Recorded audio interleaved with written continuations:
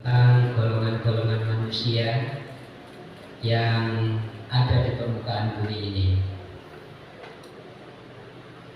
Kita beberapa waktu yang lalu sudah belajar tentang bagaimana sifat-sifat orang yang beriman, yaitu ada di dalam surah Al-Baqarah ayat 1 sampai dengan 5. Kemudian bagaimana sifat secara global disinggung oleh Al-Quran, sifat-sifat orang kafir, sifat-sifat orang yang ingkar terhadap Allah Subhanahu wa Ta'ala, termasuk di dalamnya adalah sifat-sifat orang musyrik yang ada khususnya pada saat Rasulullah SAW berdakwah di Makkah Al-Mukarramah.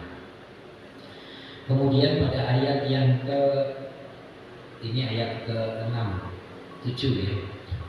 Ayat yang ke-8 sampai dengan ayat yang ke-20 ini lebih banyak lagi sifat-sifat orang-orang yang di antara keduanya, yaitu yang dikenal dengan kaum munafikun.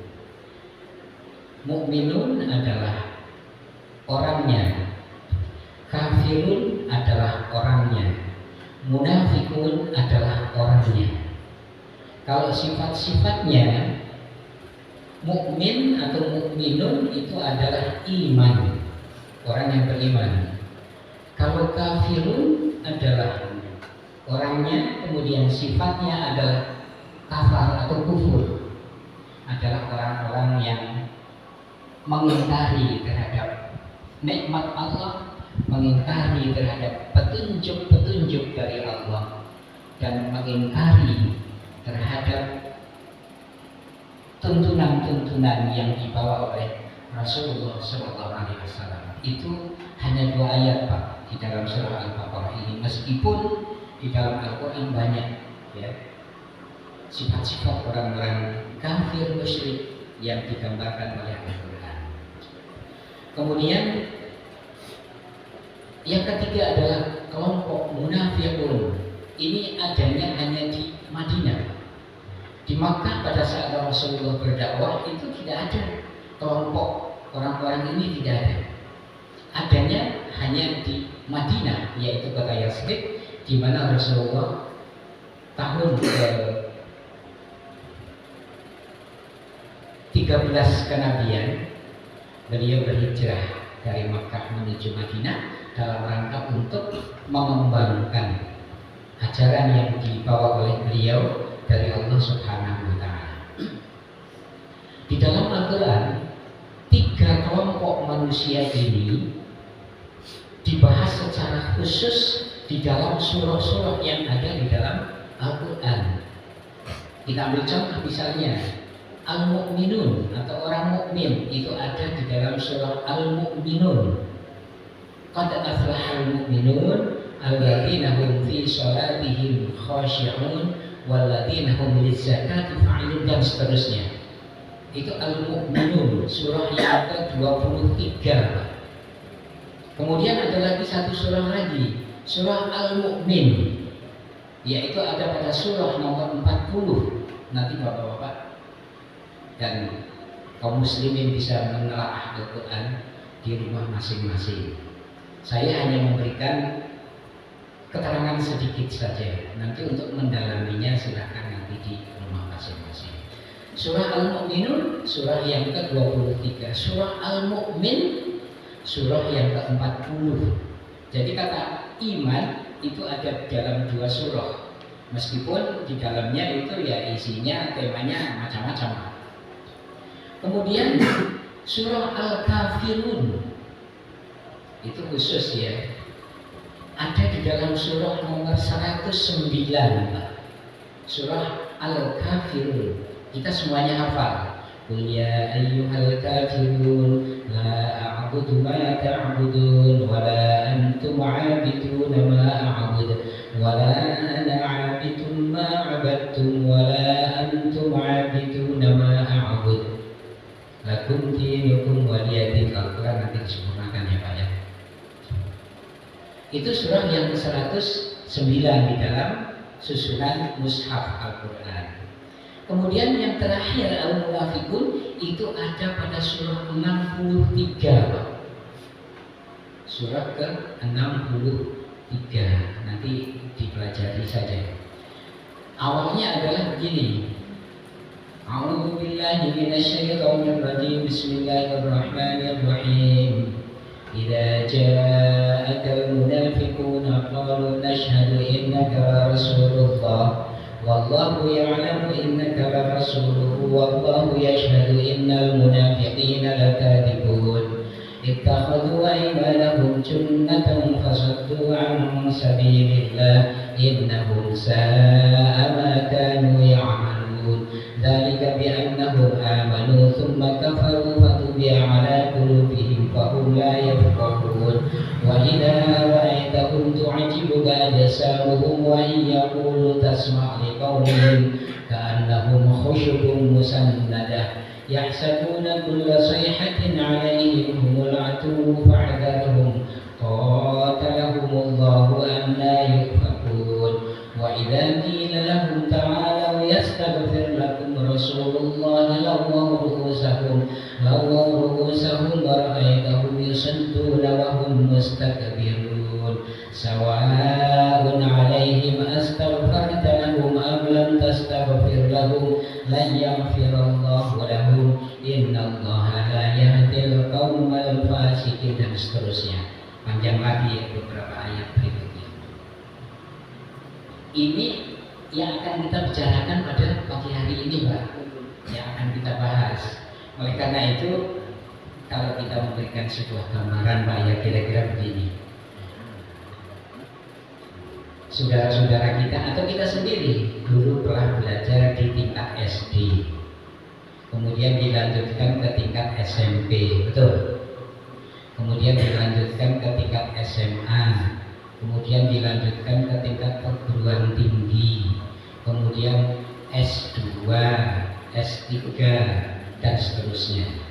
Itu tingkatan-tingkatan di dalam pendidikan formal. Kita belajar Al-Quran juga ada tingkatannya, Pak. Dulu kita belajar Iqra, kemudian belajar lagi membaca Al-Quran, kemudian belajar lagi lebih jauh lagi, Pak. Oh iya, mantap. Kemudian belajar lagi lebih mendalam lagi, lebih tinggi lagi. Nah, hari ini kita akan belajar Al-Quran yang pada tingkat perguruan tinggi kira-kira. Oleh karena itu mungkin bobotnya lebih berat, Pak. Bobotnya lebih berat. Nah, oleh karena itu, ya, ayo kita belajar bareng-bareng. Kita mengkaji apa yang ada di dalam Al-Quranul Karim yang selama ini kita baca dan kita hafalkan, kita tilawah. Kita mulai dari ayat yang ke-8. A'udzu billahi minasyaitonir rajim. Bismillahirrahmanirrahim. Wa minan nasi man yaqulu amanna billahi wa bil yawmil akhir wa ma hum bimu'minin. Yukhadi'una Allah wal ladzina amanu wa ma yakhda'una illa anfusahum wa ma yash'urun. Fi qulubihim maradun fazadahumullahu marada wa lahum 'adzabun alimun bima kanu yakdzibun. Sampai ayat 10 saja. Nanti kelanjutannya kita lanjutkan pada saat atau kesempatan yang akan datang. Karena kalau kita habiskan sampai dengan ayat 20, mungkin waktunya agak panjang.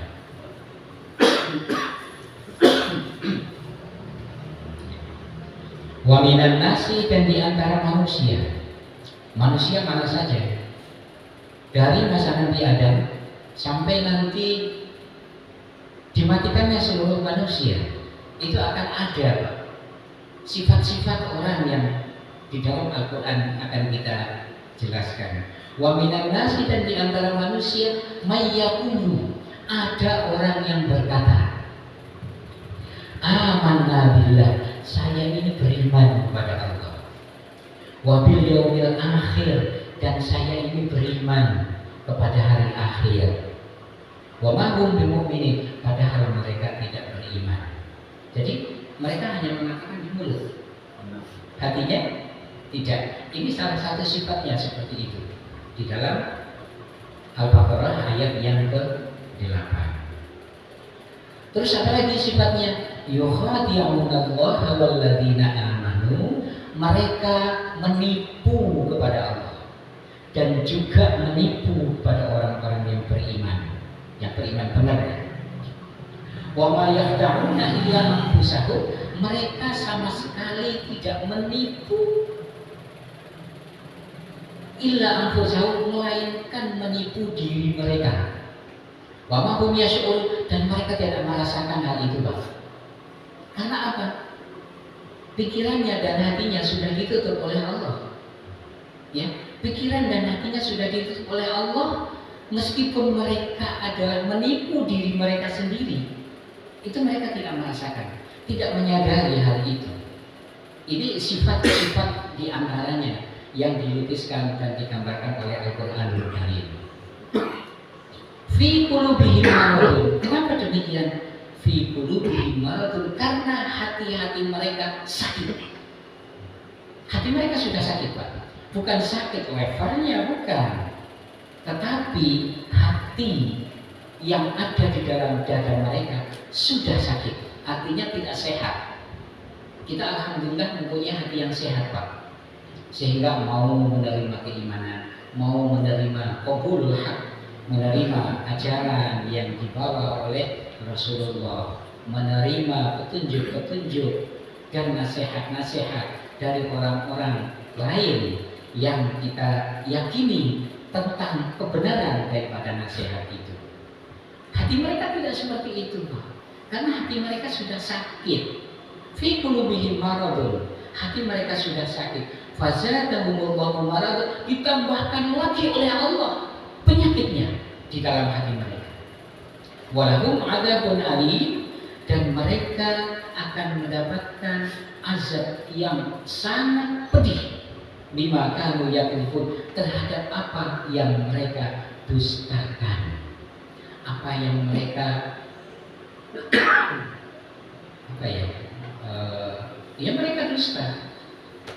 mereka dusta. Itu orang yang berdusta, kalau sekali itu dia akan menutupi kedustaannya dengan kedustaan berikutnya. Kalau orang berani berdusta sekali, kemudian dia akan mencoba mencari kedustaan berikutnya untuk menutupi kedustaan yang pertama. Nanti akan dicari lagi kedustaan berikutnya untuk menutupi kedustaan yang kedua. Selanjutnya dia akan mencari kedustaan lagi untuk membenarkan apa yang mereka katakan dengan kedustaan yang keempat untuk menutupi kedustaan yang ketiga. Begitulah seterusnya. Karena apa? Hati mereka sudah sakit. Hati mereka sudah ditutup oleh Allah. Fi qulubihim maradun. Hati mereka sudah dibuat sakit oleh Allah. Bukan sakit karena levelnya, bukan. Levelnya sehat-sehat saja, aman-aman saja. Tetapi hati yang ada di dalam rohani mereka itu adalah sudah sakit. Nah, ini adalah tanda-tanda orang-orang yang digambarkan oleh Al-Quran yang mempunyai sifat nifaq. Sifatnya adalah nifaq, daripada kata nafaqa yunafiqu nifaqan, menjadi orangnya munafik gitu. Kita sangat ingat betul terhadap Al-Quranul Karim, maksud saya terhadap sabda Rasulullah yang beliau memberikan satu resep gitu ya, satu resep bahwa Imam Bukhari dan Muslim meriwayatkan ayatul munafiki salatah, tanda-tanda orang munafik itu ada 3. Apa saja? Wa idza hadasa hadaba, apabila dia berkata berdusta. Wa idza wa'ada akhlafa, yang kedua apabila dia berjanji dia akan mengingkarinya. Wa idza tumina khona, dan apabila dipercaya mereka akan mengkhianati kepercayaannya itu. Ya, tidak seperti itu, Pak. Maksudnya begini, kalau dia berkata 10 kali berkata, ada satu yang benar pasti, ada yang benar perkataannya, tapi yang 9 adalah dusta. Apabila dia berjanji 10 kali membuat perjanjian, ada yang dia tepati pasti, tetapi yang kebanyakan adalah mereka ingkari. Kemudian yang terakhir, yang ketiga adalah apabila mereka dipercaya. Kepercayaan kita ada 10 kepercayaan, ada satu yang bisa kita pegang kepercayaannya, amanah lagi. Tetapi yang 9 ataupun 90% kepercayaan kita yang kita tujukan kepadanya, dia mengkhianati terhadap hal itu. Ini sabda Rasulullah ya Pak ya. Ini hadis sahih. Ya, itu beberapa gambaran. Nah, ini adanya ketika zaman Rasulullah itu hanya di Madinah, Pak. Kalau di Mekah tidak ada orang-orang yang seperti ini. Karena di Mekah itu kalau tidak, mereka mengatakan tidak. Kalau iya, mereka mengatakan iya. Itu perbedaan masyarakat di masa Rasulullah. Ketika Rasulullah 13 tahun berdakwah di Makkah, tidak ditemui orang-orang yang model seperti itu. Tapi ketika Rasulullah berada di Madinah, nah ini mulai muncul manusia-manusia, kelompok-kelompok manusia yang mempunyai sifat seperti itu. Nah, sedikit Pak saya singgung. Ini ada tokohnya ya di sana, tokoh munafikun, tokoh nifak di Madinah itu seorang yang bernama Abdullah bin Ubay bin Salul. Ini perlu saya sampaikan sebagai dasar. Mengapa di Madinah kok ada orang yang seperti itu? Mengapa orang yang seperti itu kok diikuti pula oleh orang-orang lain? Begini Pak, sebelum Rasulullah hijrah ke Madinah, Abdullah bin Ubay bin Salul ini sudah hampir diangkat sebagai seorang pemuka dan pemimpin kelompok manusia yang tinggal di Madinah. Hampir-hampir di Madinah itu ada 3 klan, Pak, 3 kabilah. Kabilah Khazraj, kabilah Aus, kemudian satu lagi kelompok Yahudi. Jadi kompleksitas penduduk Madinah berbeda dengan orang-orang Makkah, Pak. Karakteristika masyarakat Madinah berbeda sekali dengan orang-orang Makkah. Orang-orang Makkah itu adalah orang-orangnya ya, apa yang dikatakan itulah yang terjadi. Mereka mengatakan tidak, ya memang tidak. Mereka mengatakan iya, mereka akan mengatakan iya. Kita ambil contoh misalnya, Bapak tahu kan siapa Abu Jahal? Bapak tahu kan siapa Abu Lahab? Abu Lahab itu kan pamannya Nabi sendiri kan. Abu Jahal itu dari Bani Makhzum. Kalau diurut-urut itu masih ada kaitan persaudaraan, kekeluargaan dan kekerabatan dengan Rasulullah. Tapi mereka itu memang tidak mau menerima terhadap ada ajakan dan dakwah Rasulullah SAW. Mereka menolak begitu saja. Itu karakter, ya. Tapi siapa yang tidak kenal Umar bin Khattab? Beliau adalah mantan preman, Pak. Umar bin Khattab itu mantan preman Mekah, Pak. Kasarannya gitu ya. Tapi ketika beliau mendapatkan hidayah dari Allah Subhanahu wa Ta'ala, nanti suatu saat saya akan ceritakan bagaimana Umar bin Khattab masuk Islam. Tapi sekarang tidak, karena waktunya sangat terbatas. Suatu saat saja nanti. Jadi Umar bin Khattab tadinya adalah seorang preman, seorang pemabuk, gitu. Kemudian ketika dia mendapatkan hidayah dan petunjuk dari Allah, langsung menerima dakwah Rasulullah SAW. Ini pernyataan beliau mengikuti ajaran Rasulullah ketika Rasulullah sedang berdakwah, sedang memberikan kajian kepada pengikut-pengikut beliau yang sangat sedikit di Makkah, yaitu di rumah Al-Arqam. Tapi ya, sedikit saja saya ceritakan. Jadi langsung masuk ke rumah Al-Arqam, sedangkan pada saat itu Rasulullah sedang menyampaikan kajian pembelajaran kepada pengikut-pengikutnya. Kemudian Rasulullah sudah langsung dikasih tahu sama malaikat Jibril, itu Umar bin Khattab, ya Rasul, tidak usah gentar, tidak usah takut, karena dia akan mengikutimu sekarang. Kata malaikat Jibril seperti itu. Maka Rasulullah sudah tahu kedatangan Umar itu untuk apa pada saat itu.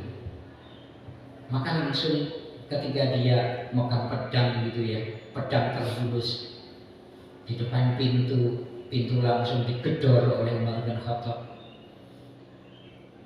Pengikut Rasulullah semuanya ciut, Pak. Semuanya merasa kecil karena kedatangan tokoh preman di Makkah pada saat itu. Wahai Muhammad, gedor pintu, pedang sudah terhunus, tidak di dalam sarung lagi. Saya ingin ketemu dengan kau. Rasulullah langsung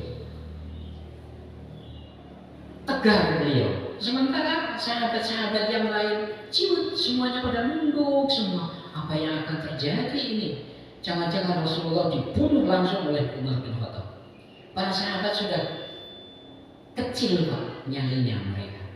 Karena apa? Tidak ada yang berani Umar bin Khattab pada saat itu. Tapi Rasulullah langsung maju, langsung dipegang baju dan jubah yang dipakai oleh Umar bin Khattab. Mau apa kamu, wahai Umar bin Khattab? Para sahabat langsung terkagum-kagum. Kenapa Muhammad Rasulullah kok sedemikian berani langsung menggertak kepada Umar bin Khattab, padahal dia adalah tokoh preman yang ada di Mekah. Nah, ini luar biasanya, karena Rasulullah sudah diinformasikan dulu oleh malaikat Jibril pada saat itu. Kalau tidak, Rasulullah pun juga gentar, Pak. Gentar. Tapi Rasulullah maju, langsung dipegang. Mau apa kau, wahai Umar? Ya Muhammad, saya akan mengikuti ajaranmu. Sungguh benar apa yang kau katakan?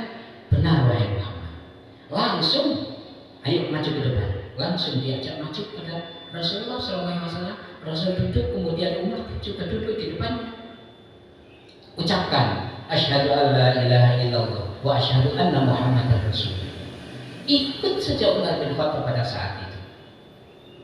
Itu kalau orang mendapatkan hidayah dari Allah, ya seperti itu, Pak. Itu Umar bin Khattab. Jadi beliau itu kalau iya ya iya, kalau tidak ya tidak. Sebelumnya itu sangat gencar beliau itu menentang kepada ajaran yang dibawa oleh Rasulullah SAW. Hanya sebelumnya tidak pernah frontal, gitu. Tidak pernah frontal langsung ketemu dengan Rasulullah. Tetapi ya ucapan-ucapannya, ungkapan-ungkapannya selalu dia menentang kepada ajaran yang dibawa oleh Rasulullah SAW. Itu karakteristika masyarakat Mekah. Berbeda dengan karakteristika masyarakat Madinah. Di situ ada orang Yahudi. Bapak-bapak kan tahu bagaimana karakter orang Yahudi sampai sekarang. Bagaimana sikap mereka terhadap kaum muslimin yang ada di Palestina. Sekarang ini pada bulan Ramadan kemarin, itu Yahudi, Pak. Ketika Yahudi berada